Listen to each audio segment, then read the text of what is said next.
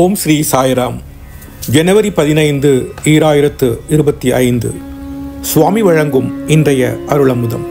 நீங்கள் உங்களையே புனிதமான சிந்தனைகளால் நிரப்பிக்கொள்ள வேண்டும். புனித பண்டிகைகளின் நோக்கம் அதுவே.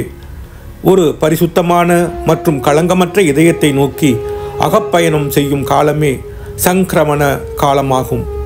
எவ்வாறு சூரியன் அவனது வடக்கு நோக்கிய பயணத்தை தொடங்குகிறானோ அவ்வாறே புத்தி ஆத்ம சாட்சாத்காரத்திற்காக ஆத்மாவை நோக்கி திருப்பப்பட வேண்டிய நாளே சங்கராந்தியாகும். ஆண்களும் பெண்களும் அவர்களது கண்ணோட்டம், அவர்களது சிந்தனைகள், அவர்களது சொற்கள் மற்றும் அவர்களது நடத்தையை மாற்றிக்கொள்ள வேண்டும். சங்கிரமண என்பதன் பொருள் அதுவே.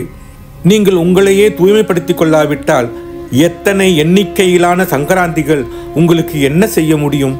சங்கராந்தி மன நல்மாற்றத்தை ஊக்குவிக்கிறது. அது மனிதர்களின் மனங்களை பிரகாசமாக்குகிறது. அது அக மன ஆழத்தில் உள்ள உணர்வுகளை பரிமளிக்க உந்துகிறது. அது ஒவ்வொருவருள்ளும் உள்ள கண்ணுக்கு புலப்படாத ஆத்மாவின் வெளிப்பாட்டை கொண்டு வருகிறது. சங்கராந்தி என்பது இப்படிப்பட்ட பல மகத்தான முக்கியத்துவங்களால் நிரம்பிய ஒன்றாகும். ஒற்றுமை மற்றும் அமைதிக்கான முன்னோடி என சங்கராந்தி பாராட்டப்பட வேண்டும். இதுவே வேதங்களின் சாஸ்வதமான போதனையாகும். தெய்வீக அருளுரை ஜனவரி 15, 1996. நாம் இசைவுடன் வாழ்ந்து ஒன்றாக பாடுபடுவோமாக என்று கூறுகிறார் பகவான் ஸ்ரீ சத்திய சாயி பாபா. ஓம் ஸ்ரீ சாய்ராம். ஓம் ஸ்ரீ சாய்ராம். ஓம் ஸ்ரீ சாய்ராம்.